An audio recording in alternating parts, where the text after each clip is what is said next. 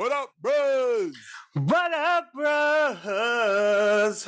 And welcome to Bruh Meets Extra Credit. This is the extra credit Ayo. episode, This is not a normal episode for us. Today, we will not be talking about a Boy Meets World episode. I kind of insisted upon having a special episode because, Ceej, I've known him for 15 years now, like a long time. I know his love of the Scream movies and the Scream franchise is so like raw as like my love of Boy Meets World, our shared love of Boy Meets World. Like it's just something we get so hyped about, and that he particularly stands out so much for, that I thought it would be really fun for us. We both saw the movie separately last night, but I took notes, and we kind of planned on having a conversation about it, and I would love to just have a conversation about the new Scream movie with my friend Ceej. First of all, Ceej, you saw the movie yesterday. I had my ticket months in advance. Like literally the moment tickets were available, I was like, I have mine. I'm going to the earliest showing I can go to. I don't care who comes with me. This is where I will be. And for Scream 2022, really, really excited. And I'm really excited to talk about this because I have thoughts. Okay. So before we get too into our reviews and our thoughts on Scream 5, I thought it would be fun to kind of talk about like some Scream franchise stuff, maybe have a spoiler-free review for those who are listening who don't want the reveals, because as a Scream stan myself, I never want to ruin a Scream movie for anyone. We saw what that did to Scream 2. Absolutely. But I will say you are asking a lot of me to talk about this movie and not spoil anything, but I am a team player and I am willing to make that sacrifice for you. Okay. So before we get into Scream 5, or Scream as it's been Scream redubbed, 2022. Ceej, what is your history with the original Scream movie and the franchise itself? Okay, if y'all don't know by now, Scream the original is literally my favorite movie of all time. I could quote it. I know so much about it. Matthew Lillard, as we mentioned, what that tongue do. I think he's just so hilarious throughout the movie. I think that it was my introduction to meta awareness, and I think that it's just done so perfectly. And there's a reason why everyone comes back to this movie when we are talking about meta cinema. And then if my history with the very first one, I don't know if I've ever shared this, but like I actually didn't see it in theaters as a kid. I saw it on TV at some point in time, and I remember very vividly in my room with, like, if anyone remembers the kind of little black TV that had the VHS player attached to it at the bottom. Like, yes. I had one of those in my room. I was like the coolest kid in high school or middle school for having one. And I was flipping through the channels, and I remembered very vividly for those. This is a little bit of the spoiler for literally the first Scream. But I was flipping through the channels, and I remember looking at Drew Barrymore cooking popcorn. And I was like, oh, that's cool, whatever. I don't need to watch a Drew Barrymore movie. And I keep flicking through the channels, and then there weren't that a lot of channels, so I come back around, and the next scene that I see, Drew Barrymore's popcorn's on fire. I'm like, wait, what just happened there? Like 5 seconds ago, she was just making popcorn. Now popcorn's on fire. And then I flipped through again, and there was some dude chasing her. And I was like, yo, what is this movie? What is going on? And little did I know that that is the intro. So I didn't really miss much. I thought I had like stumbled in some movie midway through. And B, that I was unknowingly learning the true love of my life, which is this movie. And I watched it, loved it, and have been a fan ever since. Wow. It's, gosh, you're the kind of person this movie was made for. I quickly want to just kind of comment on that as well, because the movie also kind of comments on my history of Scream, in which this was a movie that I really bonded with my mom over. Really? My mom and my whole mom side of the family are very much into horror movies. My uncle and my older cousin showed me horror movies when I was way too young. Like, that was just a thing all of my family is super into for some reason. And I didn't see this movie in theaters, but my mom saw this with her sister, and she came home and she was terrified.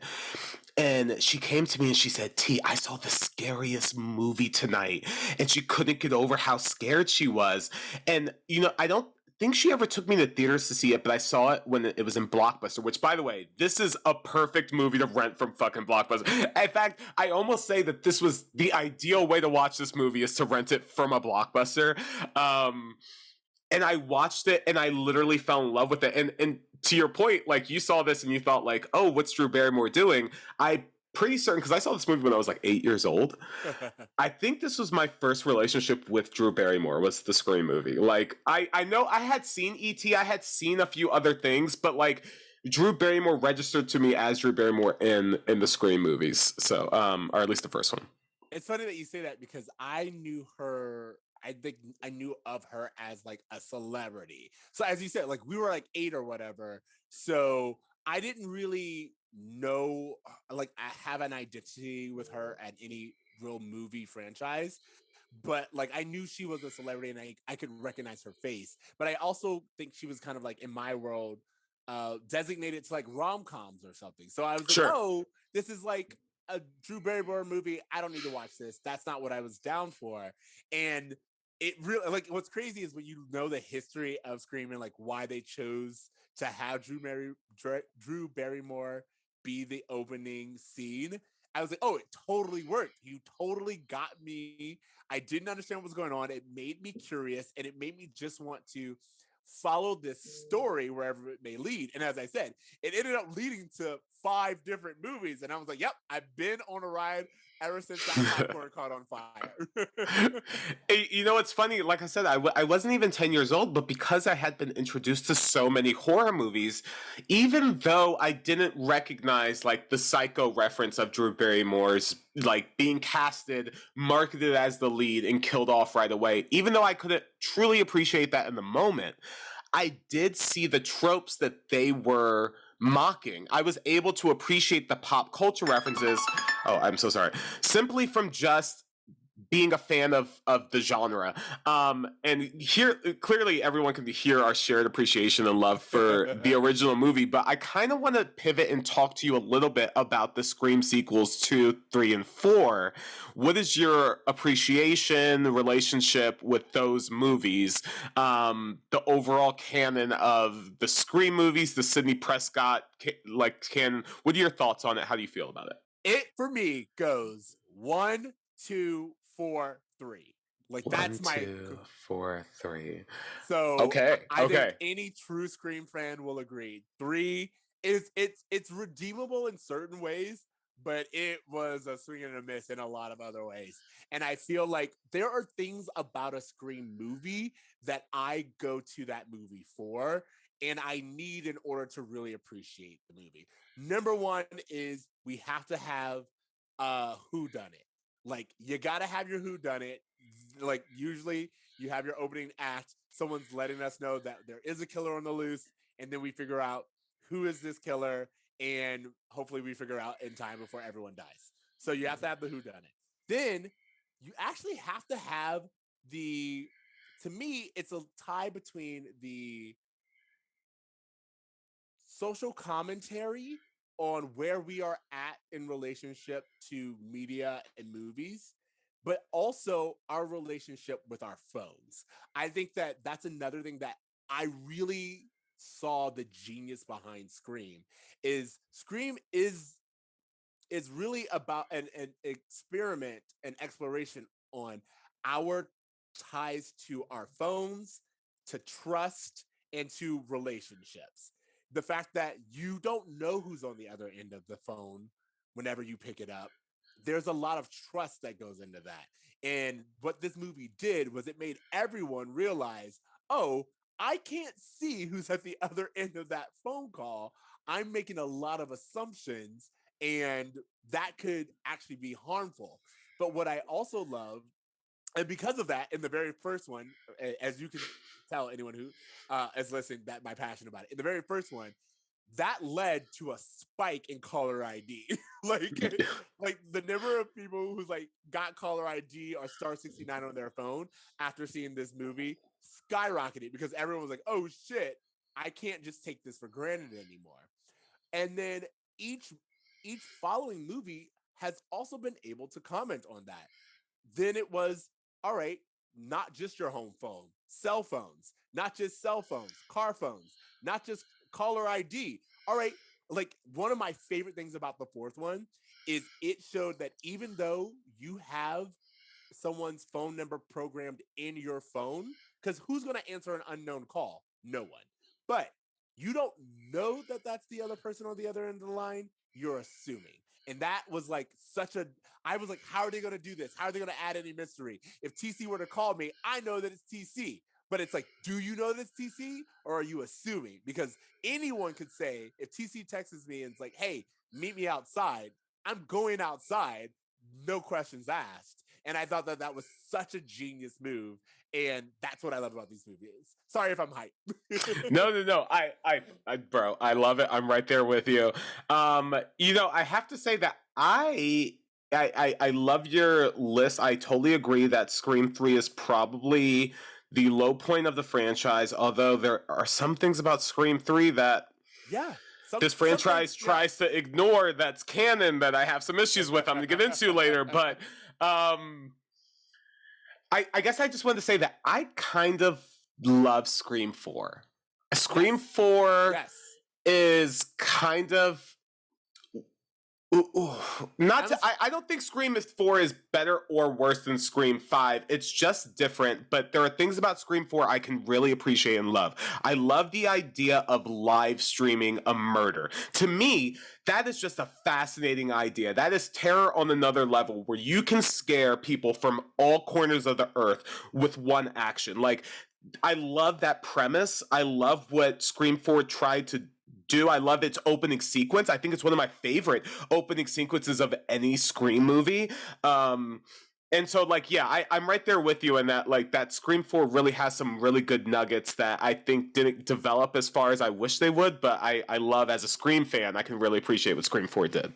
I'm a Scream 4 apologist. In all honesty, like, the only reason, like, I think that if we take away the Jada Pinkett opening scene from Scream 2, Scream 4 immediately is my second favorite. Like, yeah, no questions asked. But it's literally the opening sequence of Scream 2 that makes me be like, nah, I have to give that second place and I have to defend wherever that movie goes.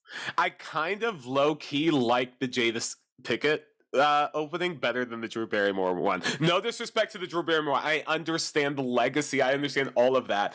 But to me, the idea of you are being stabbed by someone in a mask in a room full of everyone wearing a mask is so terrifying in the sense that you are screaming for help in public. No one is believing you. All of that to me is like kind of tops it for me as far as just like the fear factor of it all. Absolutely. And here's the thing, like I agree that the opening is better, the fear is way more real, and to me the stakes are higher because Drew Barrymore's opening is like no one's going to get to you in time. Jada's opening is everyone's there and you still don't get help.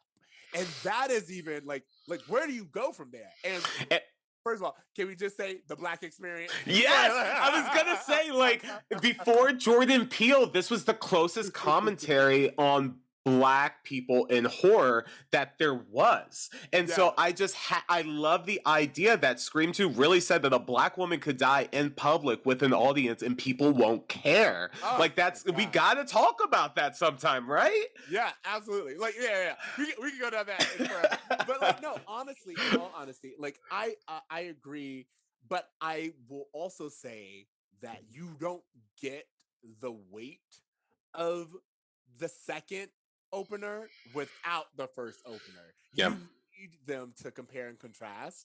And like it would be great if we like, can you watch Jada's opening without having seen the first one? Yes, you can. But you don't get what we're doing. You don't get the meta commentary. You don't get why Jada saying everything that she's saying in the first act is so amazing and funny and spot on. Like, it was saying something about what was already said. And I think that that is why it's great, but it's still number two. You know, I have to give the Scream movies credit because as you're talking about that, I'm kind of thinking about something I loved about this movie, which I know we're going to get into later, is that every Scream sequel really does attempt in its own way to attach itself to the original IP as closely as possible. Like the second movie, if you think about every Ghostface there ever was, it all goes back to Maureen Prescott, like Yes. for the most part. And I kind of love that. At least that's the one consistency about this is that like it's there is some kind of overall thread between these random people who all put on this face. I will absolutely like I don't think this is a spoiler, but it is pulling from the Scream 5 that we're talking about, which is to say there's a moment where Gail says, none of this would have happened had I not written that book. And she has a point. Like, is it her fault that the events between Scream 1 and 5 happened? No, she's not responsible for people's actions. But she does have a point that without that book, without Gail taking an interest in this story, we don't get the other 5. And that's really interesting to think about. I don't know because Scream 3 told me that a certain character named Roland orchestrated the events of Scream 1, 2, and 3 that would have happened regardless of a book, even though in Scream 5 it's not mentioned. All right, we got to talk about Scream 5. Wait. Let's talk about 3 really quickly. Okay. That is to say, you're right. But he put the steps into action. Yeah. But at the exact same time, would anyone have cared? That's another situation. Like, people are murdered all the goddamn time, but the ones whose story are told, that's how it gets out into the ether. And I do think that that makes a difference. And also, that's kind of like, again, what we are talking about with the Scream movies. It's almost always like, hey, did you hear what happened? That makes a difference. Yeah, and I guess the one through line from all of the ghost faces is this idea of trying to achieve fame through tragedy. And so you're right in the sense that without a book to kind of play up this event and make these events famous, there is no series of people trying to reach fame through tragedy, creating tragedy. Well, I think it's what's really great, if you want to look at it that way, is it's also an examination of our relationship to trauma and tragedy and how the public has this interest. Because again, if we don't, like, in the very first movie, one of the first things that we hear or we see after the very gruesome murder is all the television news crews at the school. And it's just like all anyone can talk about. And that's because of us. Would they cover it if no one cared? No, there are plenty of missing Black people to prove that point. But it's the idea that we can't get enough about a woman fighting for her life. Oh my God, that's a story that we love to hear. And I think that is very, very interesting.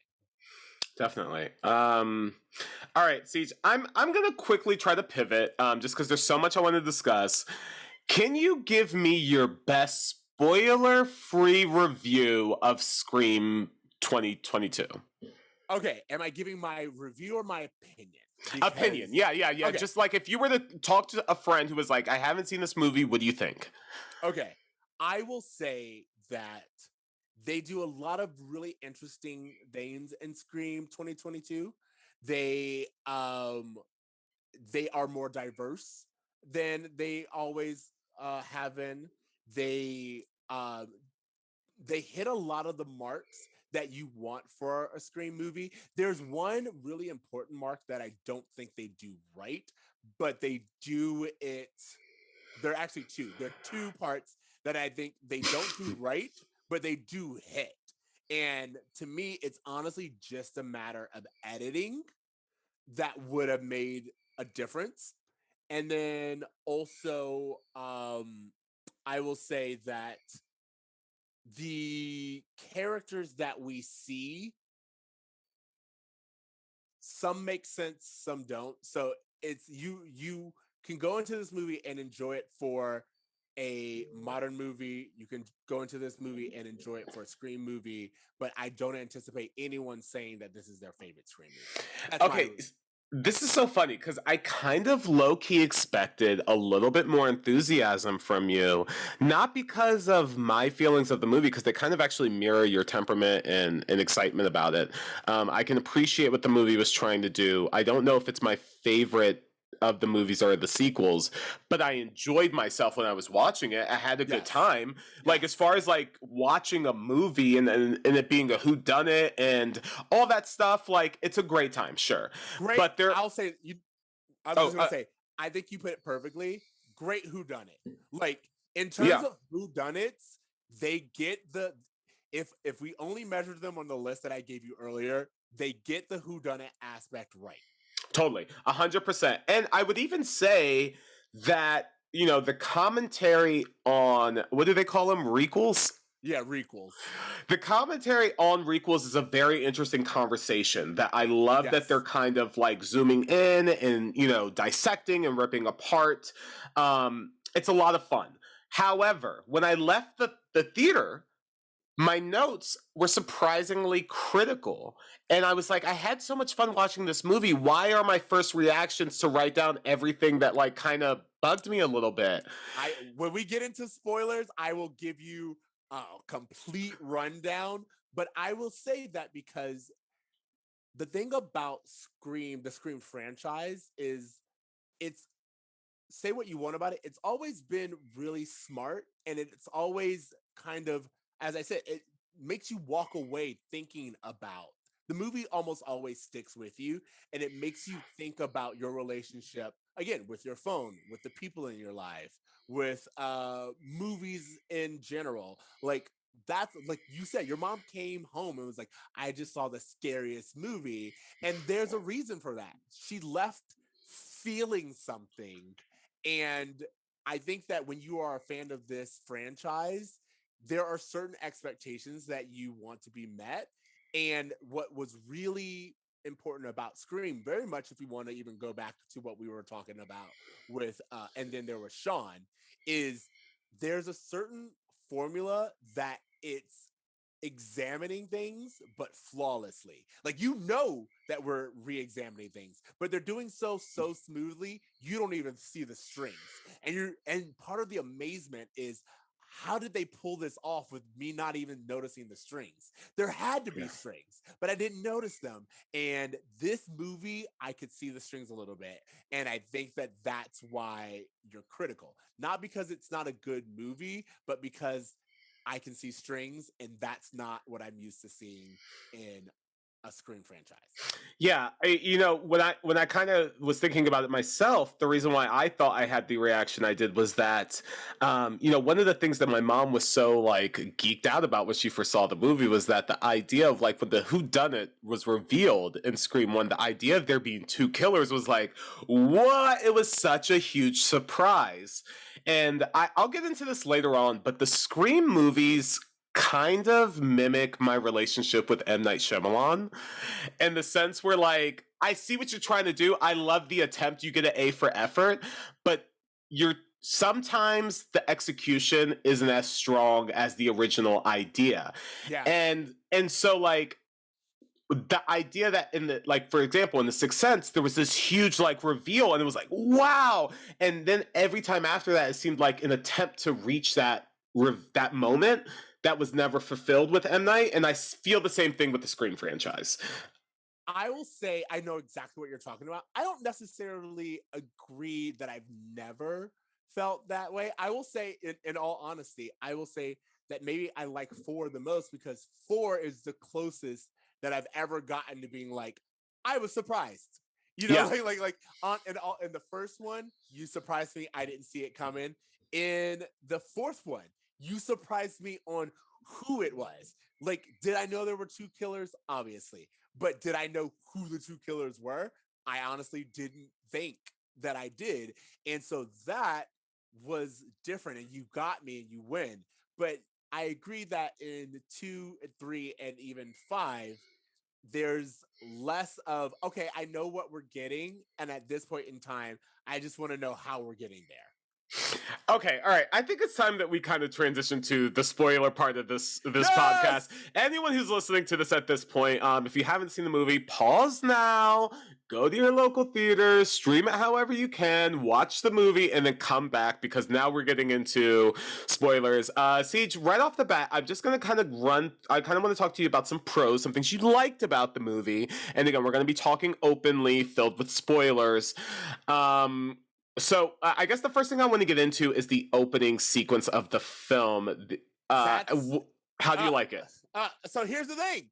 You put me in a very awkward position because you said pros and then you brought up the one of the first things that I want to critique, which Oh, is interesting. Okay. what I think is interesting about all previous opening sequences is we always did something different.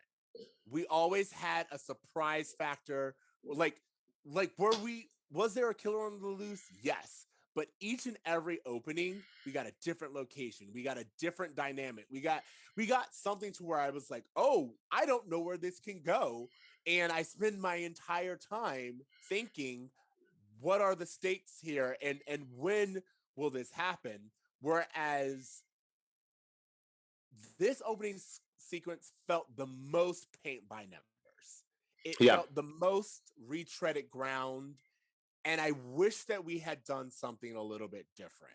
A friend who I saw it with said something perfect that I was like, actually, yes, this is one of the things that I agree. They were like, what if in the opening sequence, when we see Ghostface with the phone live streaming that individual, what if they actually are just there and the main character is forced to watch as something happens? Like what if Yeah. like there is no going back? You are stuck watching this and you're terrified, and it's not this temptation. The first, very similar to the way that we watch television now. The first kill is something that you see happen directly in front of you, but there's nothing you can do. Yeah. And that to me is like, okay, now we're doing something different. We're commenting on live streaming. We're commenting on the fact that you can see Tragedy can pop up on your phone at any moment and you're just forced to exactly, watch it. exactly, like that kind of thing. Or even if you want to do that, having it be the very first kill that we see is received on the phone, and you just got to watch it. This person is watching this thing happen and there's nothing that they can do. Like that to me is a little bit better than what we got. I will say, in terms of pros, one, the actress who plays, I think her name's like Jenny Ortega or something. Um, Who plays she plays the sister. Jenny Ortega. Yeah, yeah. Yeah, She Jenny plays Ortega. Tara. Tara. Jenny Ortega does a really good job. I feel Yeah. honestly that she's like, her agent is positioning her to be like a new Scream Queen because she's in she's Oh in yeah. this, and she's in the new movie called X, which is like Texas Chainsaw Massacre meets Boogie Nights. It's this weird thing, Oof. but like she's great, and in the trailer she's screaming, and I was like, someone wants you to be the new next Jamie Lee Curtis, and I'm happy, I'm here for it. And then also, when we remember talking about the things that we need to have, the social commentary about, like, you have the smartphone where you lock the doors and the doors can be unlocked, and like all of those things, I really enjoyed that idea. I also feel like we just kind of did paint by the numbers, and I would have liked to see something different. Maybe it was a mistake kind of jumping right into the pros because I also had a lot of criticism about the opening sequence. Maybe we might just have to talk about subjects and kind of dissect it as we go. But one thing about the opening sequence that I'll say, because you hit a lot of the points I already was feeling, I kind of thought that technology would play a bigger role based on the opening sequence in the trailer that was released. This idea of a smart house, Yes. kind of, and like the technology of our cars. Like I kind of thought that would play a bigger role in the same way that live streaming did in the fourth one, and it didn't, and I was a little disappointed with that. I would also say that the whole theme of this movie is like referring to legacy movies, quote unquote. This idea that, like, you know, fandom has become this thing that has now controlled movie franchises to where you cannot make a movie without pleasing fans, to the point where, you know, they'll kill your movie essentially. And that's kind of the commentary that's being said. So the way that Scream 2022 approaches that is to dissect the Stab franchise that's within the Scream world. So the opening sequence has a very mirrored, experience to what Drew Barrymore's was in the first movie, except without her. Drew Barrymore is being asked about these legacy horror movies, Halloween, Friday the 13th. Tara in 2022 Scream is being asked about the Stab franchise. And because that's a franchise that exists within the world of Scream, I did not feel that I had any personal connection to Tara. Now, I know they're like, this was literally put in for the fans. They're asking questions that they want the fans to be like, no, there's 2 killers in the first one. Like, but it felt a little too, like, obvious of what they were trying to do, to the point where it didn't feel like I was getting anything. And this is kind of my overall criticism of this movie, is that they're very critical about the status of horror now without adding anything new to it. Yes, absolutely agree. As I said, it's very paint by the numbers. And I would say one of my biggest critiques is how paint by the numbers it is, without really giving us anything. Like, for example, in the very beginning, we're talking Hereditary, we're talking Jordan Peele, Get Out. So if we're doing that, you should give me social commentary. If we're doing that, you should be talking about the fact that Tara was attacked and she's a person of color, and there's some kind of insight on the number of women who actually aren't, like, women of color, their murders and disappearances aren't given the same kind of attention. Like that, if we're doing that, I want some kind of symbolism. I want some kind of underlying truth that we're not ready to hear, but we totally go to movies to see. Just like she said with Babadook or whatever. It's just like, no, that movie is about X. And if that movie is about X, then, and you're making fun of those movies and those genre, well, then you should be giving me something more. The reason why the original was so powerful was because it was critiquing other movies, but doing it better. And it almost felt like the movie at many points was like, hey, we know there's a lot of movies out there doing great things in horrors, but we're not, that's a different kind of film. We're talking about a stab kind of movie. They're talking about specifically serial killer slasher films, and they make it a point that that's the focus, that's the genre that they want to dissect. They don't want to dissect or get into these more interesting things happening in horror, but it would have been far more interesting to incorporate these other things happening in horror. And I feel the exact same way. Like, I don't want to hate on... Oh, go ahead. I was just going to say, why, like, we have 2, I think we have, three minimum kids of color in the group. Totally. 3 to 4 minimum. Why isn't there some commentary on, because again, as we said, everyone knows the black guy dies first. So like if that's like not what we're doing, and we're not going to have some kind of commentary or mention about that, on the fact that, like, hey, even though these are following requel rules, as far as scary movie rules go, black guy should be dying first, like, and then subvert that. Like, I think that there's a moment in this movie where I can't remember his name, but dude with the blonde streaks, he's like considered safe, not because, dude, you're a white male, you're the safest person on this list, like that would be a great way to be like, hey, if we don't know anything else, we know black guy in movie, you're next. And then having the white guy go next, social commentary, love it. Yeah. But instead, we skirt around it, and it's just like, is everything about race? No. Is everything about class? No. But some things are, and this was a great opportunity to give it to us. I want to quickly, I just want to pivot, because I do have a few things that I really liked about this movie. So I kind of want to focus on them first, and then I want to get into some other stuff. I love the idea of fandom being the antagonist, because as we kind of are demonstrating here, there really is no great way to please a fan, and like please a fandom, I would say. When you have a movie like Scream, when you have a movie like Halloween, when you have a movie that people grew up with, I mean, even Wizard of Oz, like these movies that have become a part of people's lives, to add upon that in any way is always going to disappoint, period. And so, like, I get that they're trying to acknowledge the issue while also having fun with it. Um, and you know, for that, I thought that it was interesting. I really thought that, like, this idea that the fans of Stab ended up being the revealed killers at the end was really interesting to me.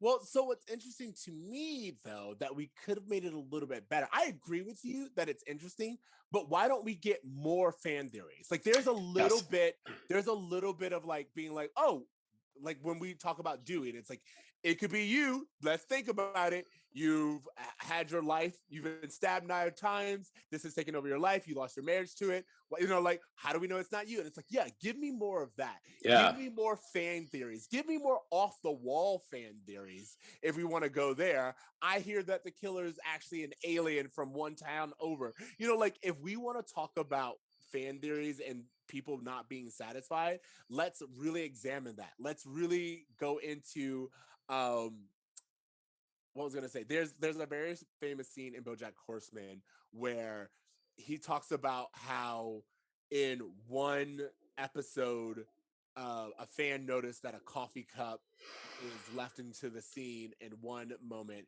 and then the next moment the coffee cup's gone.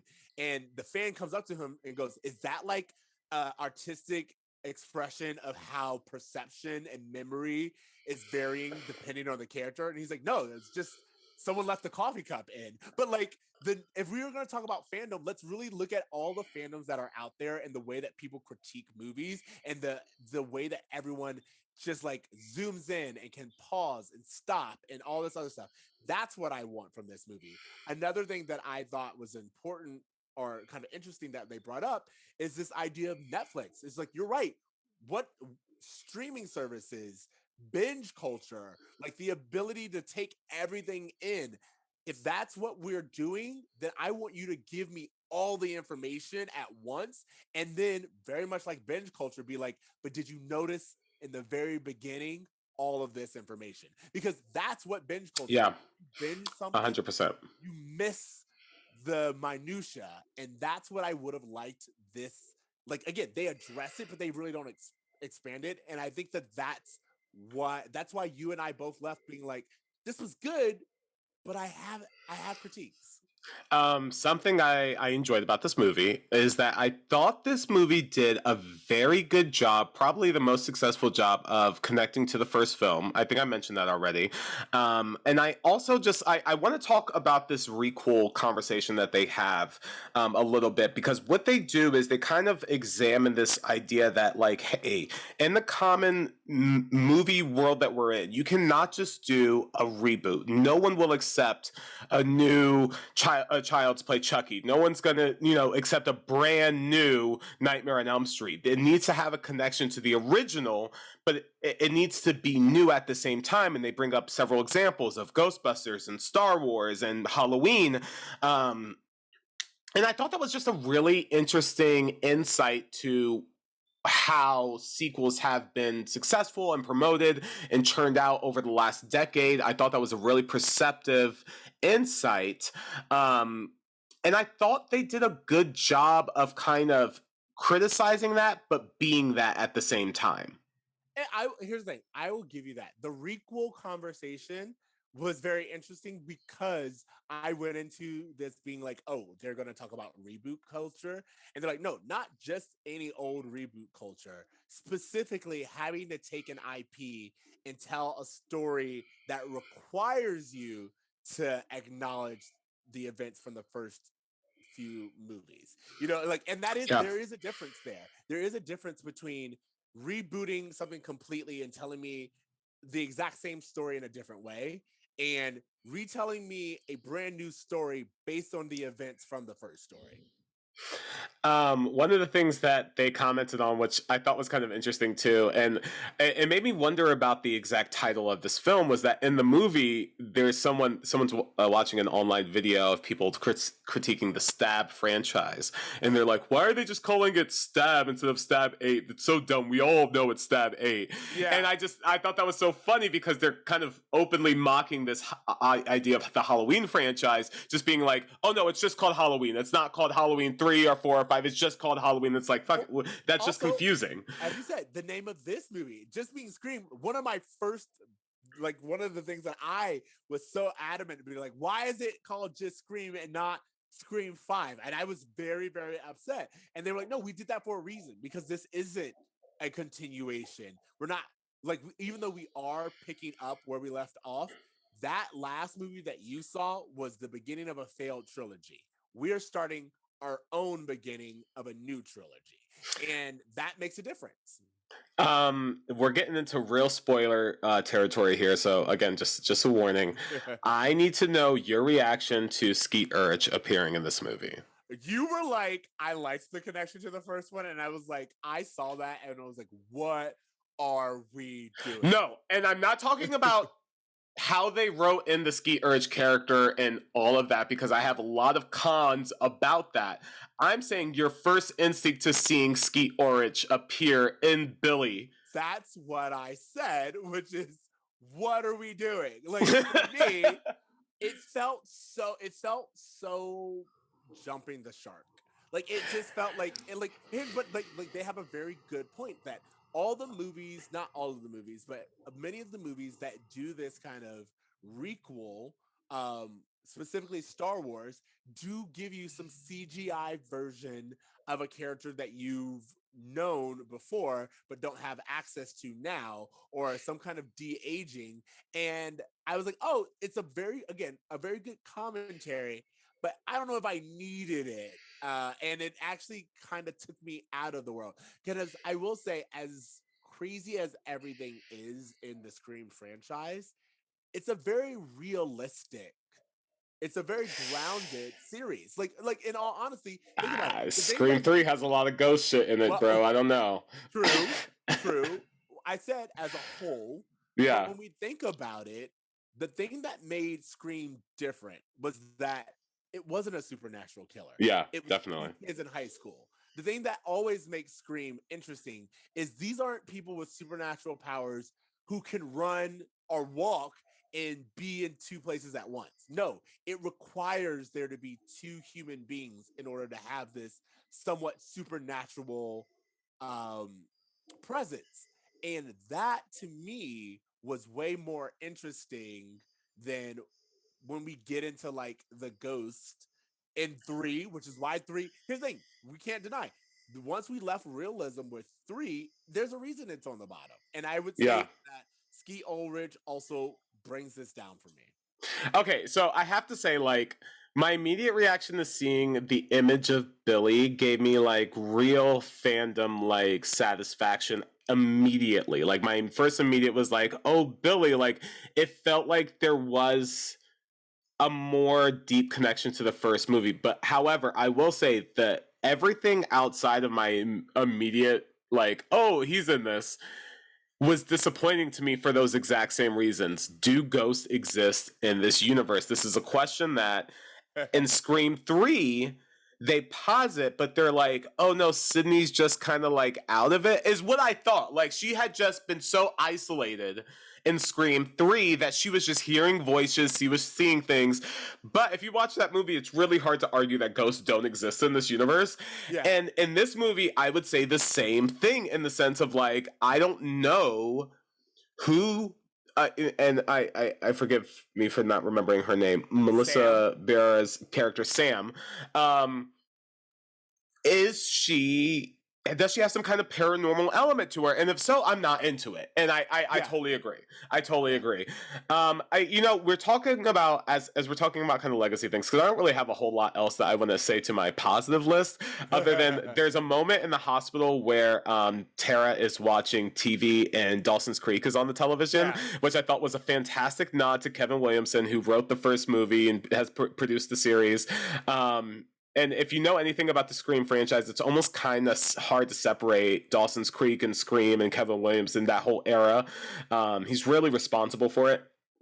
But in the scene that they're watching a specific episode that's a horror movie episode. So the idea that in a Scream movie they're watching Dawson's Creek make fun of Scream, which is a movie that he wrote, it all just kind of felt like it felt like as I was satisfied watching it, like, oh, I understand why it was there. It was a great nod, but at a certain point I was like, wow, we're really like Jack and Kevin Williamson off pretty hard at this point. Like, there comes a point of an over homage to something in someone, but whatever. I kind of felt the same thing about naming the character Wes. I felt that was more of a distraction than anything else for me. Well, so it's so funny that you say that, because I was actually going to put that in kind of like my pros. I will say naming the character Wes, the number of times they say it, maybe not so much, but just having the kid be named Wes, having Sam's last name be Carpenter, it is like, okay, I get what we're doing here. I like that we're doing it. Some other positives that I have: the psycho illusion was really good. Something that I thought was funny and then went on too long and then went on just long enough for it to be funny again. Yeah. The door thing. Yes. When there's like, who's behind the door? Oh, it's no one. Who's behind this door? No. And it got to the point where it's like, there was no, like, by the time he goes to the fridge, everyone in my audience was just laughing. Because we were like, what door are we like supposed to be afraid of? And I thought that was good. Because it's like, they didn't just give us like a fake out for the sake of fake out. They're like, no, at this point in time, any door is up for grabs. And it really, again, it went on just long enough to go from being annoying to being funny again. 100%. I felt the same way about that scene, because I thought it was a great commentary on what Tara's critique was about the Stab franchise. Oh, it's just a bunch of pointless jump scares.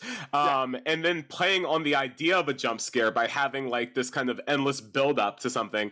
I also want to say that I was truly surprised by a few of the jump scares, specifically the deputies, Judy Hicks, her death. I did not see that coming at all. The idea of murder in broad daylight is terrifying to me. Something that Ghostface has done before. We see all that in Scream 2. Yep. But still, just like killing a cop in broad daylight. Like, I mean, there's some commentary there for you. I want to move on to my cons list because I have some, but go ahead. More positives. I'll just say, because like there's not to say that this movie doesn't do some things right. I think the Rico conversation is really good. I think the accusations are really good. There's a point in time where everyone's accusing everyone, and then there's very self-aware moments where like when the twin character, the male twin whose name I can't remember, what's his name? Yeah, yeah. Okay, so we are talking about the twins. Yeah. Chad Meeks Martin and Mindy Meeks Martin. All right, so Chad Meeks Martin, which, by the way, do you know that that's Cuba Gooding Jr.'s son? Oh, Mason Good. Wow, I did not I did not know that. So, Chad Meeks Martin, he actually does. Him and his sister are actually really good characters. Love them. Again, spoiler. I'm glad that they made it through. I hope that we get to see their characters in the new one. I would love in Scream 6 to have like their characters and Kirby from the last one. Oh my gosh, yeah. Great thing to do. But anyway, there's this point where his girlfriend's like, aren't you going to walk me to my car? And he's like, no. Aren't you going to go upstairs with me? And she's like, nah. Like, like, don't get me wrong. I would, but I don't know you. I love it, because I also honestly I love the idea that these are people related to Randy's character, because of course Randy, the originator of the rules, his descendants or his family would be the ones to be like, hey, like, are you really going to go to the basement by yourself? Are you really going to walk to your car right now? I'm not going upstairs. There's a killer on the loose. I know you, but I don't know you like that. Exactly. And I love, well, I think for me, not Randy's character, yes, but also these are the two other people of color that we're dealing with. And Yes. again, they're just like, what happened? His sister, what's her name? Mindy.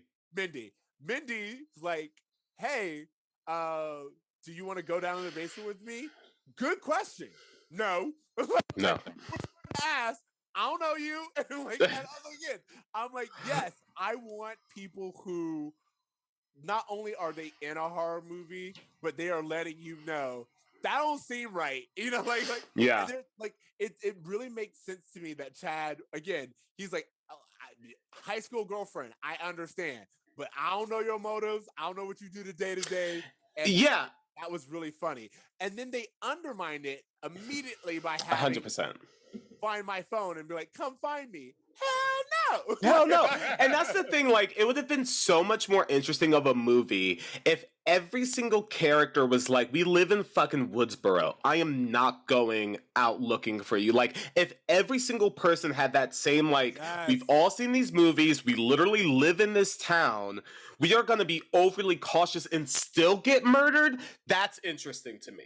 Yes. We're trying our hardest to live and we're still dying. What a great commentary in a COVID-19 world. Absolutely. Like, again, like if we really want to, like, to me, this is what I'm talking about when I'm like, there are small things that we could do that make this movie great. And instead of having Chad go, because she has her find my phone, have her be like, I lost my phone. Can you call it? You know, like we need to find it. Yeah. Have him be like, she took off with my phone. I have to go after her. You know, like something like that. Make it to where, oh, he's going to find her because she has his phone. That is the reason why we're going out. Not some girl who's out in the middle of the woods was like, hey, come find me while there's a killer on the loose. And you're like, I guess I got to go get her. No way. The character we're talking about is a character named Liv, who is the male twin, Chad's girlfriend in the movie. She has red hair, and the moment I saw her, I was like, oh, she's the red herring. And like, they played her up to be the red herring the entire time. Well, so here's the thing. I will say, I found her character lackluster. And I feel like there was commentary on her being boring. But someone I watched it with, they were like, that would have been a good misdirect. The idea of her being like, oh, you think I'm boring? What about this? That there was like some interest in that moment. But I also love how Mindy was like, you just got a little bit more interesting. Like, again, there are things there where I'm like, I like what we're doing. I just really wish that we had committed. There are moments in this movie where it's very clear that they didn't commit. And I think with Wes Craven, he committed. That's different. You know, I I watched this thinking of a very similar thing, that this movie has this idea that I'm sorry, my thoughts are getting kind of twisted right now. Say what you just said one more time, please. Wes Craven committed. Yeah, I just felt a very similar thing when I was specifically watching these two characters, that they make them smart enough to where they're criticizing dumb characters, but also have them make dumb mistakes at the same time. And that was unsatisfying. Yeah, exactly. All right. So another thing that I think that they did right, and then we can go into your cons, because I think that it's very, very, what they did right was, as I said, the whodunit and bringing all the suspects in a room. They're literally right before the killers are revealed. Everyone's in the room, and I'm like, in all honesty, I don't know, because you just came out of nowhere, and you just came out of nowhere, and you just came out of nowhere, and your excuse doesn't make sense. Your excuse doesn't make sense. So we're in this moment right now where everyone, just the entire cast, just showed up in this room, and no one has a good enough alibi for me to be like, you are not the killer. So I 100% agree in that, like, I saw this movie and my wife asked me afterwards, she was like, who did you think the killer was when you were watching it? Like, who did you, like, try to figure out? And I was like, what's so interesting is that I was just so in the pace of this movie that it never even occurred to me to think, like, oh, I wonder who the killer is. I was just like, oh, they're going to reveal it to me. Because I truly had no clue when I was watching it, like, that any one person gave me enough motive to think, oh, he's the killer, she's the killer. So that's where we go into my other critique. Yeah. Let's talk about the killers really quickly. Are we in the cons? Huh? Are we in the con character? Actually, before we go into cons, I'm so sorry, everyone. I know we keep teasing y'all with the cons, but I also think they did Dewey right. I feel like yes, Dewey. It made sense. Like the moment he called and he was like, "Don't come," I was like, there's only one reason why Sydney would come at this point in time, and that is because Dewey is dead. Once Dewey's gone, Sydney is going there. But until he dies, she will stay away. So that made sense to me. And then I have thoughts on all of that. And then but also, I'll say. I feel like Dewey, again, first of all, they show he calls the killer immediately because he's an experienced detective. And even though he doesn't think that he's good, he still has talent. And almost immediately he looks at Richie and he's like, "You don't know that dude." Yeah. And I was like, yes, immediately. But then also I think that I liked what we did with all of the original characters. I think having Sydney, seeing that she has a family and seeing that, she's far away. And here's the thing, even though I don't like guns, I think the idea of her being like, "I'm Sydney Prescott. Yeah, I got a gun." Yeah, that makes sense. Her being like, "Look, I can't go back until this person's dead because once they're done with all of y'all, they're coming for me and my family, and I'm not having that." So, again, there's like the scene where, what is her name? The oldest sister is like, "You want me to help you murder?" And they're like, "Yeah, that's exactly what we want." Yeah. Oh man. I thought they did that well. Yeah. There was, yeah. Okay, cons, really quickly. Going into the killers. I'm gonna say this, and then I'll let you go wherever you have. Okay, sure. When we come to the killers, a few things with the one that I just talked about, where it's like you brought everyone into the room, and I don't know who the killer is, and it can be anyone. It's really good up until a moment, and then it just feels like they didn't know what to do after that moment. And I was like, there was such an easier way of doing that. And what I'm saying is there's a moment where all the killers are or everyone's in the room, and Red Herring Girl is like, "It's not me." And you see one of the killers, Amber, goes, "I know it's not." She drops all pretenses. She pulls out a gun and she shoots Liv. And that to me was so lazy. It just felt like they got tired of being like, "All right, now we got to give you the killer. We don't really know how else to give you like a really good reveal." So they just kind of jumped into it. To me, you make that scene immediately better by doing this. Liv says, "It's not me, I swear." And then all of a sudden, there's a gunshot. You see her get shot, and they immediately cut back to Gale and yeah, that would have been interesting. Because by you doing that, what you've done is you've prolonged me getting an answer. We now are down one more character, and I know it's someone in that room because a gun just went off. But I don't know who it is. And then the scene that we get right after that, where Amber comes outside and she's like, "They're shooting in there." Very Stu. More weight. That has a lot more weight.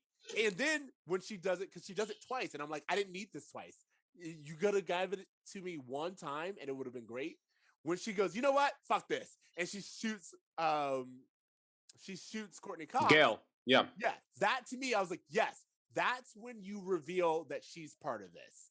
Yeah. But up until then, it literally felt like at that point in time, they wrote themselves and they were like, "I don't really know what to do." And then they just gave up. Very much like she gave up on pretending. It felt like the writers gave up. And I was like, that could have been saved by literally cutting 5 seconds of a scene.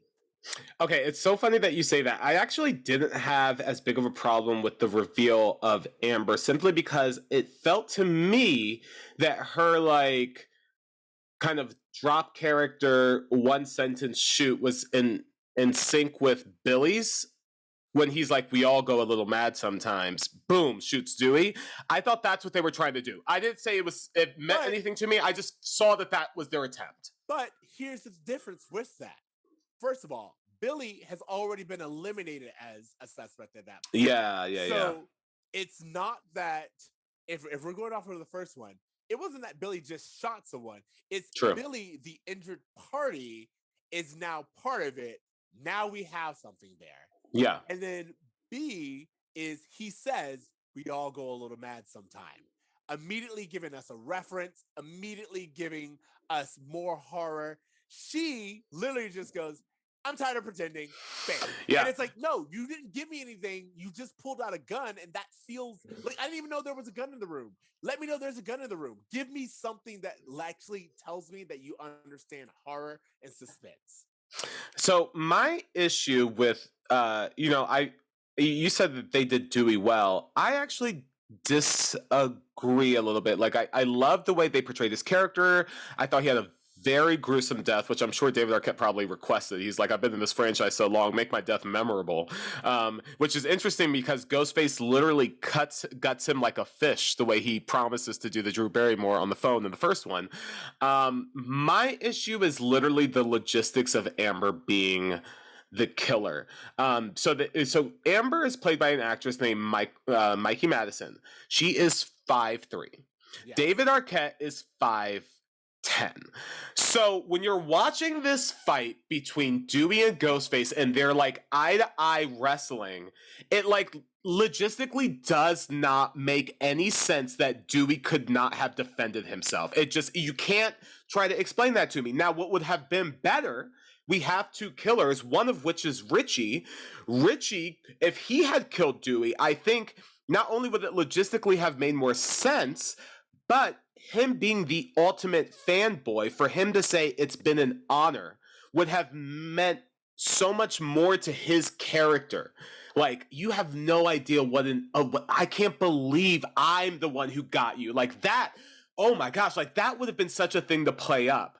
And it just wasn't there for me. And I can't see a world in which if the masks were off and these two were going at it, you wouldn't even, there's no way that result would have happened. Exactly. So again, first of all, I had a friend who was with me and he said the exact same thing. He was like, how did Amber kill Dewey? That was one of his number one things where he was like, doesn't make sense. To me, a few things. One, again, you're very right. I feel like Amber's character, again, they didn't commit to it. In the very beginning of the in the very beginning of the movie, when Tara's attacked and they're we're kind of seeing their dynamic. There's this moment where Amber's like, do you have your inhaler? And she's very much like protective and almost like domineering over Tara. And you're like, whoa, what's going on here? And to me and my friend, I immediately am like, oh, there's sexual tension there. They're either dating or Amber wants to be dating Tara. And to me, that makes everything more interesting. That makes the stakes higher because as my friend who and I pointed out while we were discussing about it, we always know that it's the love interest. But give us two love interests. If the younger sister has a love interest and the older sister have a love interest, and you don't know which one it is, but you know it's one of them, there we have stakes. We're constantly being like, is it him? Is it her? Is it him? Is it her? And then also in terms of the American public's understanding, they assume a lesbian's a lesbian and a straight man's a straight man. So them coming together at the end is also a double twist because you're like, oh shit, the lesbian was with the dude the entire time. Yeah. You know what I mean? Like we have motive. You've given me kind of conflicting information that can shock me. And also you've played into my idea that it's always the lover, but whose lover is it? And honestly, even really quickly, there's Yeah. once where Mindy goes, don't get me wrong, we all have known that you have a crush on Tara. And they say it while Amber and Blonde and West are in the exact same frame. And I was Yeah. like, but then they have West speak up. And I was like, oh man, because like when they say that, I was like, oh, I was right. Tara and Amber have some kind of tension going on. This is perfect. But they cop out. They make West be the one who's like, oh yeah, I'm the one who had a crush on her. And then it doesn't go anywhere. And I was like, it doesn't make sense for you to be the one who has a crush on her when this other person Lily is willing to kill to make sure that they are the one who's around her. You know what I mean?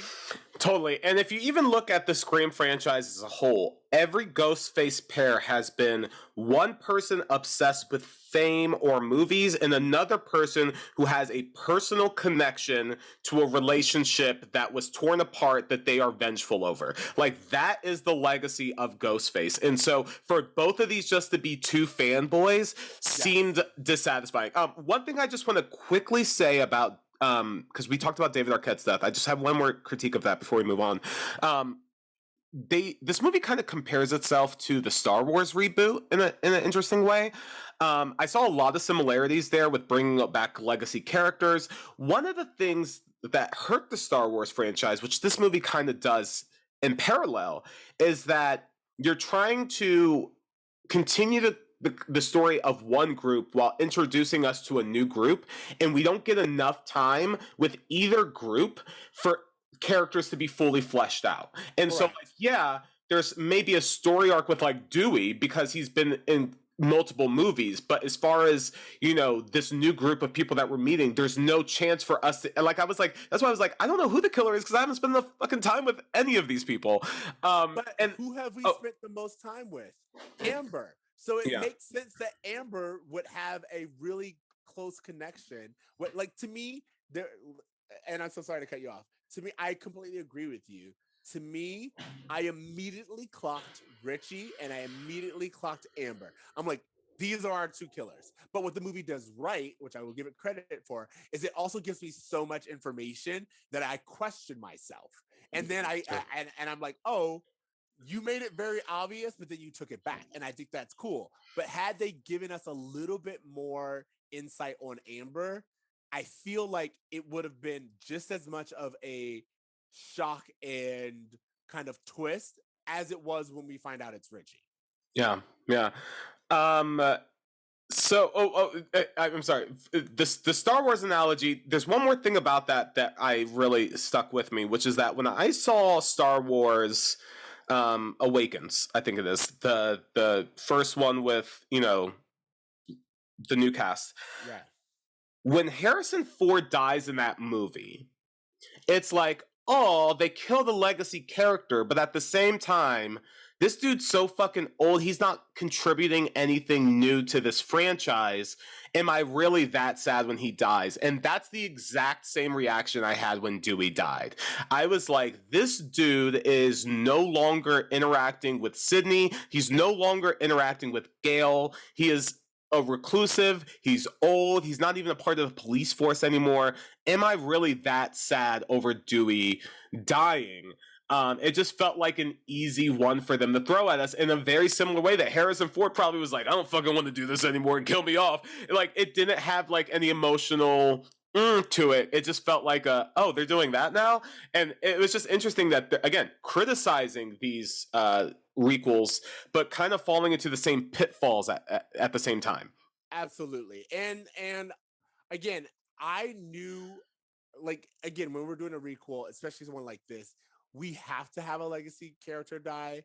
So that was, but in all honesty, not saying that I want Sydney or Gail to, but there does become a point to where it's like, no, what is keeping you alive other than Yeah. sheer dumb luck?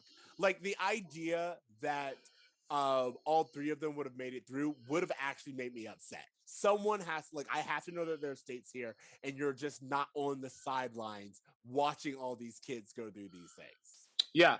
And honestly, like, no disrespect to Courtney Cox or Gail Weathers, it's such an important character. To me, it would made more sense for her to be the legacy character that died, simply because she has kind of succumbed to so much selfishness when it comes to Woodsboro, the murders, her exploitation of it, how she's been able to reach fame based off of her exploitation of it, that like for her to have died, I think would have been more poetic justice than Dewey dying. And then like it just being Sydney in this heartbroken Dewey. Like to me, that makes more sense than Courtney Cox coming in from out of town and being like, all right, in from out of town again. Oh, there's a murder. Gonna report on it. I'm out. Same as the last 4 times. Yeah. Like, what are we Well, doing? I think to me, there are a few things. One, we know that horror movies are carried by women. And Yes. I felt like there was this parallel that was being done of like sisters, sistership.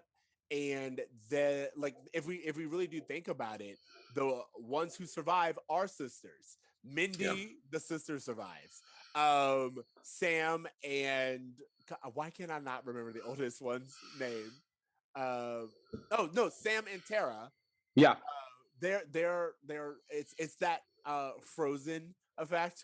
Well, Like, the image of Gail, Sydney, and Sam together, like these 3 women from 3 different generations, yes, for me was very reflective of the Halloween franchise and what yes, they did with their requel. yes, And I have to say that, like, I feel that the Halloween franchise did this better. This yes. this idea of a requel better, and like it was interesting to me that they were critiquing it, but like not able to up the stakes or make it more interesting at all. Completely agree. Absolutely agree, because I felt like you didn't give me enough new. Yeah, You gave me a lot to think about. You brought up some really great topics, but you didn't give me enough new. And the new that you did give me, sometimes it was like for example, the rant at the end from Richie. yeah. It feels like a rant. It feels very like, and we're gonna tell you our plan right now. And I'm like, why? Like I am why are we so doing annoyed with every Scream movie being like, hey, these 3 people that we have tried to kill for weeks now, we finally have them in the room. And instead of just shooting them right in the fucking head right off the bat, we are going to monologue to them. We are going to give them 25 some odd minutes to get out of whatever trap they're in, for them to find a knife, for them to get free. And I'm over the monologue killer reveal. Like, it just doesn't make sense. You got Sydney. She's in the house you need her to be in. Kill her right away. Bada bing, Absolutely. bada boom. What are you Absolutely. doing? Or you know what? Give me your monologue while we're wrestling. Give me your Yes. there's I can't remember, but there's a particular part where, oh, and maybe it's when Tara's in the hospital where something's happening and she's seeing, and she's like, you know what, fuck this, and she turns back, and it's just like, yeah, that's what I want from you. I want someone who's just like, we're doing the same things, but you know what? Nah, I'm not doing this the old way. I ain't going down like that. Yeah. I want you to, if we're going to have a monologue, give me a monologue while you're fighting. Give me a monologue in a way, kind of like, you know what it is? Who did this really right? Um, Black Panther. Remember where there's like this really long monologue of like this heartfelt um moment where T'Challa and his family are reunited and they're just like, I knew, and all this stuff. And then Ubuntu is just like, are you done? Yeah. That's what I want. I want there to be a moment where it's like, cut out the monologue. I don't need it. Yeah. There's no time for it. What are we doing here? I don't need to know your plan. Like that's what I want more than anything. Or even we could have had like Amber give the monologue or Richie give the monologue, and one of them being like, yo, what are you doing? Like, And this is kind of my main annoyance with Scream 4, because Scream 4, really, the last, like, the character reveal's done so well. It's so perfect. interesting. And the idea that she borderline got away with it. Oh my God. Why didn't we just go through with it? Why didn't she just get away with it? We didn't commit. Oh my God. Did not commit. The reason why 4 is as low as it is, 4 would be my absolute favorite. If Jill got away with it, right? If Jill got away with it. 100%. Like, how many times can someone try to kill Sidney Prescott and her just fucking get away with also, it? in all honesty, Jill getting away with it and us ending thinking that Sydney is dead, thinking that Gale is dead. Yeah. What better way for their characters to exit? In all honesty, I don't think that you could have a more fitting exit for them. Yeah. It would have been moment. so great. And like go ahead. Oh, go ahead. I'm sorry. I was just going to say that this was we're both so excited. Go ahead. I was going to say that it's just that it's a dark reality. Like if we're commenting on the state of the world, having people get away with it and then the next movie or like Jill gets away with it and then we get that scene where they realize, oh, wait a minute, like Jill gets away with it. Movie ends perfectly. After credit scene is when we realize Stewie hears her say, "How's your wife's arm?" And then he just realizes. End of movie. Yeah, and just 100%. Like, and like I was just gonna. The reason why I bring that up is because that ending was so satisfying and like on so many levels, and interesting. And when both of these characters are revealed, I just have to say I was just not surprised. There was nothing interesting about it. I didn't care for their deaths. Like they really meant nothing to me in the way that Jill was able to like bring something new in the sense of like, oh, multiple people have tried to do this and she might actually be the one who does it. For her to portray herself as a victim while at the same time being the killer in the future film. Oh my God. I want all of it. Okay. So go ahead. Just to kind of piggyback off of that, to me, I think another thing, like everything that I've given, all the little critiques that I think that would make the movie better. But if we want to keep everything else the same and add one more twist, I think would have made it better. Have Tara be one of the killers. Because what we do by doing that is, one, there are 3 killers now. Yes. And that's something where I was like, okay, yeah, that's what I was expecting. There was like my friend who was with me, actually, he was like, there's one point in time where I was like, is this a cult? Is everyone, like, are all the kids a killer? And I was like, that's something that I want to see. Like, yeah, I always know there's going to be 2 killers. In fact, when they say we always know there's going to be 2 killers, what you need to do in that moment is give me 3. Yes. Give me 4. Give me a system. Give me to where this is like a pact with or like a pack and movie club or something.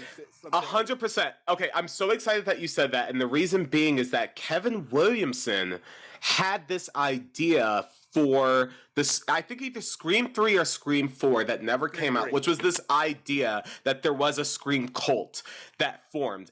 And if you're really going to dive into fandom is not 1 or 2 people. It is a group of people. So the idea that, Sidney Prescott gets into this room and maybe everyone is in on it, like, what a fucking crazy, interesting thing that would have been. Like, you know who else I just thought about?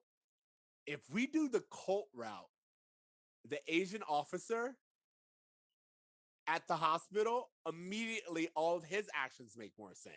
And said, maybe he's the one who killed Dewey. Like, we don't know who killed who. Exactly. But also what happens at that point in time is now we're like, oh, anyone can be the killer. And that, again, that has your fandom tie. That has the fear, the real world fear of, I don't know anyone well enough to guarantee myself that they are not in on this. And that kind of like, especially as we were saying, in a COVID world where your neighbors are some of the most dangerous people, it would totally make sense to be like, go the cult route and be like, yeah, we all met on Reddit and it's not 2 of us. It's all of us. Or amazing, bro. Chills. Like, full body chills hearing that shit.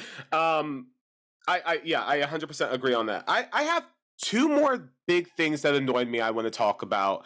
I don't know if you have a list or notes or if you're just kind of going off the cuff, but one thing I really want to say that bothered me, I know we kind of talked about this before, was the omission of the character of Roland in general. Like we've talked about that annoyed me. But what mostly annoyed me was that it seemed as though Scream itself, the 2022 movie, was openly critiquing its own sequels, as the fan community has done. However, However, at the same time, it didn't feel like any other movie but the first Scream got any love, which I understand. They're doing a requel. Everything has to go back to the original. But, like, why keep Sheriff Hicks from part 4 and not bring in Kirby. Sydney's fucking brother? Like, Yeah. the person who, like, why not even mention his name? Like, that's the thing that irked me so much, was that, like, all of these other characters are brought in and mentioned and all this stuff, but this movie that you're saying is canon has a big giant fucking reveal that no one is talking about. And that was a really hard thing for them to be like, well, it all goes back to Stu and Billy. And I was like, guys, someone just say his name. Yeah. No, here's the thing. I agree with you there. I felt very similarly, where it's like we're doing a lot of love for the first one, but a really good, if you want to, let's go requel. If we're going requel, what we don't pay homage just to the first one. We give you everything that you've known so far. So we're not recreating we're not just recreating the very first movie. We're recreating moments from each movie. And each movie should have Halloween does this really well. Yeah, each movie should have some kind of element where you're like, oh shit, that's from the second one. That, like you said, you have 8 movies to pull from in this universe. Everyone should be making homages to all of them. We should have as you said in the very beginning, when we're doing quizzes, we should be doing quizzes on all 8 stab movies, not just the first one. Exactly. Yeah, and my last little bit here that I have before I kind of, I kind of run out of my cons, is that, you said that, like, oh, it makes all sense in the world. Like, you have to kill Dewey to get Sydney back in Woodsboro. I strongly disagree. There is literally no reason in the world for Sydney Prescott to ever step foot in Woodsboro. And I know our listeners may disagree. I really don't think that Sydney Prescott loves her family, because as Sydney Prescott, she was selfish enough to have a family. This has happened to her 5 times. Let's talk about this. The chance of an American dying from a serial killer is 0.00039%. I'm not trying to victim blame anyone, but if I told you that my house burned down once, you'd be like, oh my God, how terrible. And then, like, 2 years later, I was like, yo, my house burned down again. And you were like, oh my God, this keeps happening. What an unfortunate. 3 times this happened. 4, 5 times my house is burned down. Aren't you looking at me being like, bruh, do you know about fire safety? Do you know how to avoid fires? Maybe we should take some classes or courses. Like, it's just, it seems selfish for Sydney to get involved with anything. Like, every person, let's talk about this. It's not one person. It's not Michael Myers chasing Jamie Lee over and over again. 9 different people have risked everything to kill Sydney Prescott. Why are all these people trying to kill her? Like, there's no reason for her to evade murder from 9 different people. Here's the thing. You bring up a really good point, and it's funny because I think that Halloween, was it Halloween 2018? Yeah. I think Halloween 2018 actually does it the best, because we keep coming back to where when we meet up with Laurie in Halloween 2018, she's a shut-in. She's a recluse. She's an alcoholic. She trusts no one. And you're like, yes, because that is the reaction that you have when someone has tried to kill you on numerous occasions. So the idea that Sydney would, as you said, not be someone who's paranoid, I think it's great. And I do like this idea of, like, not being a victim your whole life, taking the risk and being like, sure, hey, I have a family. I'm not going to let this thing define me. I think that's great. But I also think that, as you pointed out, we lose a little bit of commentary on what it's like to be a survivor of multiple attacks. It's one thing when you're a survivor. Like, Sydney, in all honesty, not saying that she had to do this, Sydney should show up, and the moment Richie attacks her, Sydney turns into Neo from the Matrix, and she's just like, bah, bah, bah, bah. Like, yeah. You think that I've been taking self-defense classes for years, bruh? Like, yeah, you don't think I can beat up Amber from high school? What are we even talking about? I'm like, Sydney Prescott. Like, we should be doing, like, a miscongeniality level of the Sing thing. It's just like, break their nose, hit the like I want to Yeah. see Sydney be like this badass, because for someone who has been exposed to this time and time again, I don't see her as someone who would have a gun only. I see her as someone who, any and all forms of self-protection, Sydney is the best version. Yeah. And to your point about the Halloween franchise, I just quickly want to say is that when we go into Halloween 2018, we see that Jamie Lee has been preparing. She's paranoid as much as she is prepared. She's scared. Like there's this equal thing of overcoming her fear to face her, accuser, abuser, whatever. We're supposed to understand that like in Scream 1, she was the victim. In Scream 2, she fought back. In Scream 3, she tried to hide and realized that she couldn't. And then she emerged as this person who's not fearful of the world anymore. That's a great arc, whatever.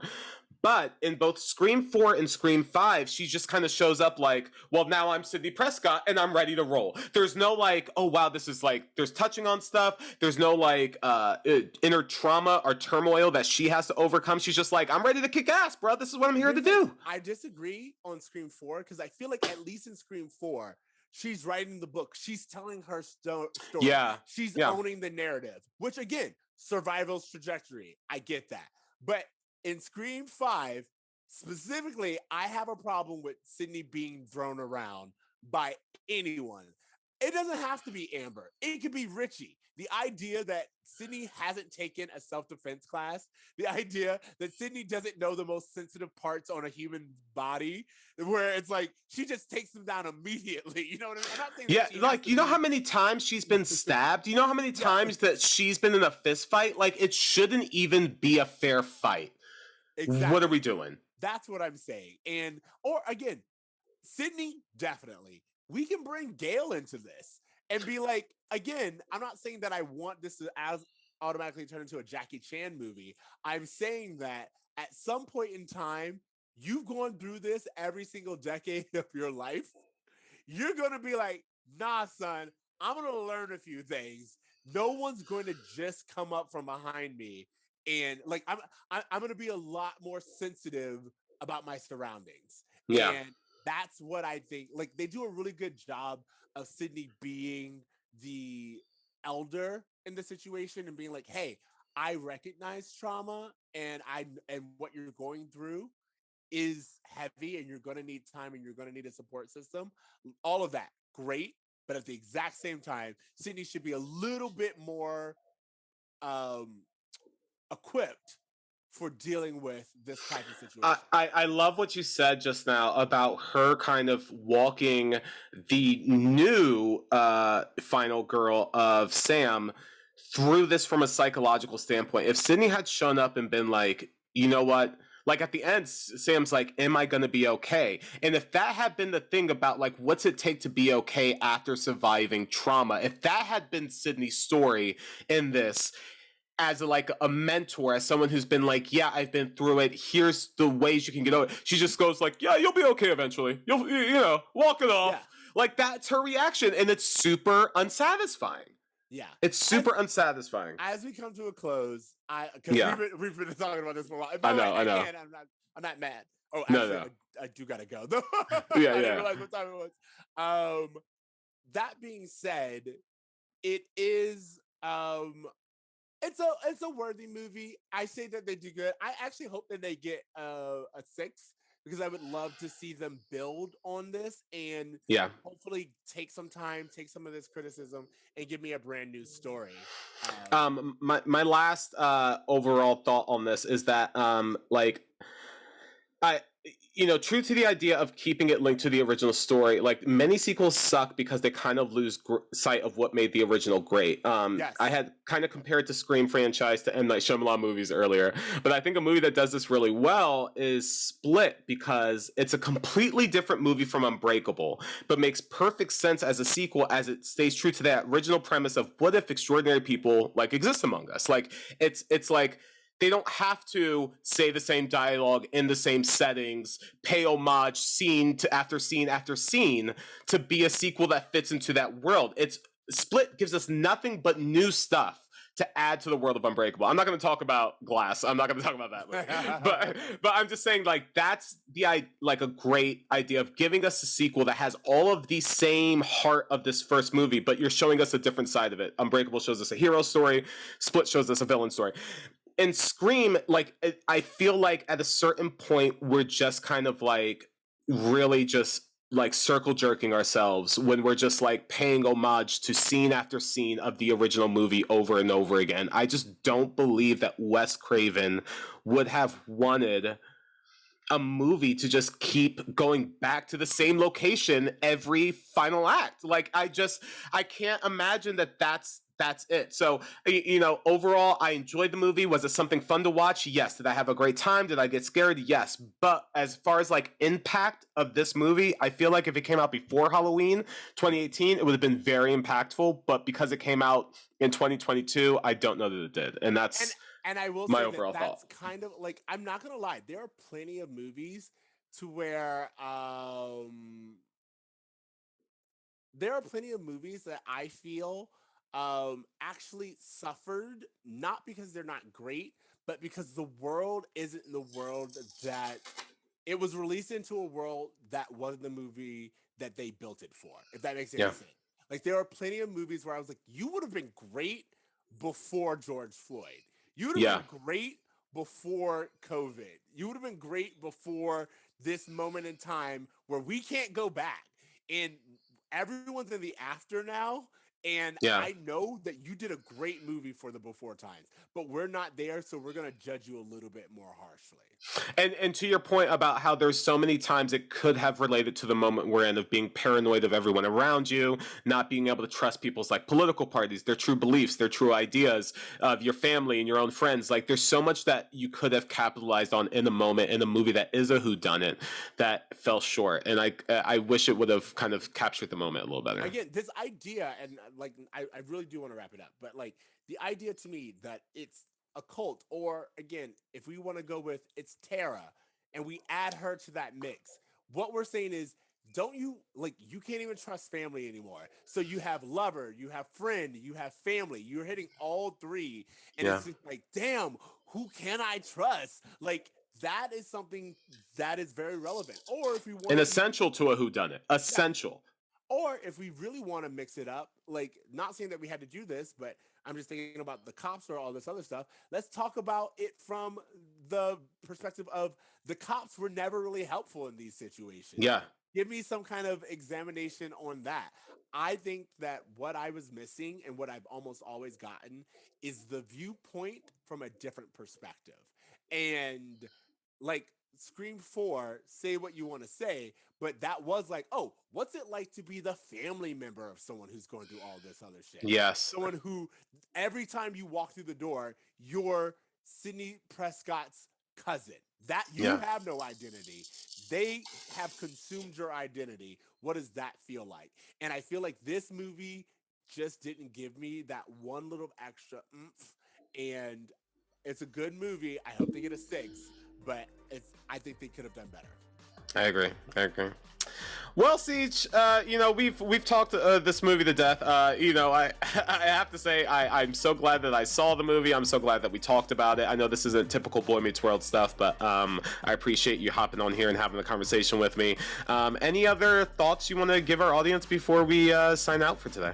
Absolutely. No, I just want to say that if you enjoyed this conversation, please let us know. I'm really excited to hear everyone's thoughts on the movie. And then also, I really, really want to say that Scream is a great franchise. It just is. It has its misses, but I think that most people will walk away more satisfied than not. Yeah, I mean, as far as just like it being mentally stimulating, of all the slasher movie franchises, I think that there's more to chew on with this one than clearly any of the others. Yeah, I love this movie, love this franchise. I know we kind of critique the hell out of it, but it's only because we love it so much. Thank you guys for listening. We will go back to our normal Bruh Meets World schedule.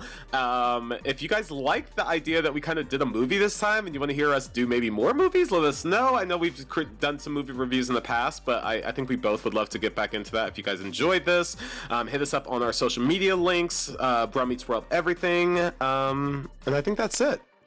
Later, bros. Later, bruh.